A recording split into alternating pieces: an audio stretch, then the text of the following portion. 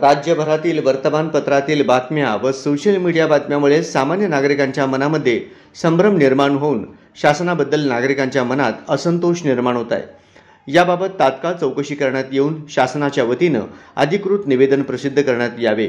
तसेच इतर राज्यांच्या तुलनेमध्ये महाराष्ट्र राज्याचे दर जास्तीचे असतील तर याबाबत फेरनिविदा प्रक्रिया राबविण्यात यावी।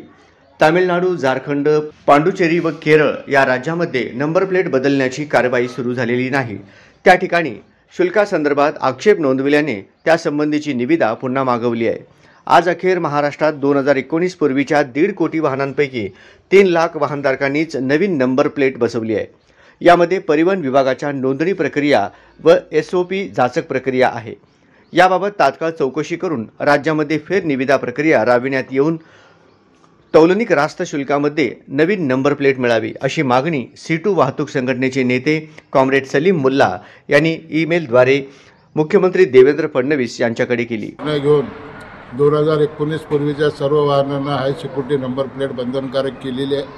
त्याकरता 31 मार्चची शेवटची तारीख डिक्लेअर केलेली आहे। हे करत असताना जवळपास महाराष्ट्रामध्ये 2 कोटी 40 लाख वाहने असून या वाहनांच्या नंबर प्लेट संदर्भातली यंत्रणा सरकारकडे पुरेशी नसताना देखील या ठिकाणी 31 तारखेची डेडलाईन देऊन वाहनधारकाची एक प्रकारची थट्टा या ठिकाणी सरकारने केलेली आहे। या अधिसूचनेनंतर ज्यावेळेला इतर राज्याचा हाय सिक्युरिटी नंबर प्लेटच्या बाबतीत तुलनात्मक अभ्यास केला असता महाराष्ट्रातील नंबर प्लेट हे अतिशय महाग असल्याचं निदर्शनास आलेलं आहे। या संदर्भात आम्ही माननीय मुख्यमंत्री यांना निवेदन देऊन त्या ठिकाणी या विविध राज्यातील नंबर प्लेटच्या दराचा या ठिकाणी विचार करून त्या ठिकाणी कमीत कमी दरामध्ये वाहन चालकाला नंबर प्लेट उपलब्ध करून द्यावी।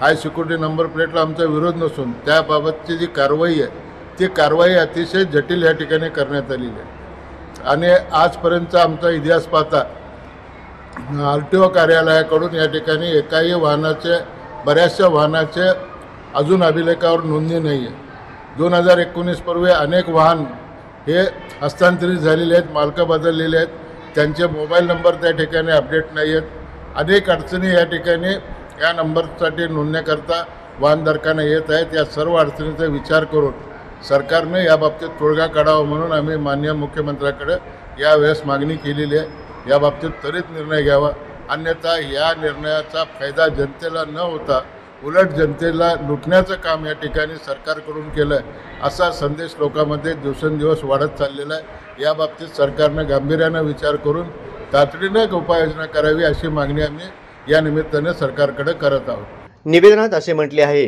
की रस्ते सुरक्षेसाठी, वाहनांशी संबंधित गुन्हे रोखण्यासाठी व वाहतूक नियमांच्या अंमलबजावणी सुधारण्यासाठी सर्वोच्च न्यायालयाने उच्च सुरक्षा क्रमांक पाटी हाय सिक्युरिटी नंबर प्लेट HSRP बसविणे अनिवार्य केले आहे। त्यानुसार महाराष्ट्रात 1 एप्रिल 2019 पूर्वीच्या 1.5 कोटी वाहनधारकांनी 30 एप्रिल 2025 पर्यंत नंबर प्लेट बसविणे अपेक्षित आहे। मात्र यासाठीचे राज्यातील शुल्क इतर राज्यांपेक्षा अधिक आहे। याबाबत अनेक वर्तमानपत्रांमधून तुलनात्मक आकडेवारी प्रसिद्ध झाली आहे। दुचाकीसाठी महाराष्ट्र 450, गोवा 155, गुजरात 160, आंध्र प्रदेश 244, 4 चाकीसाठी महाराष्ट्र 745, गोवा 203, गुजरात 460 तर आंध्र प्रदेश 699 इतकी आहे।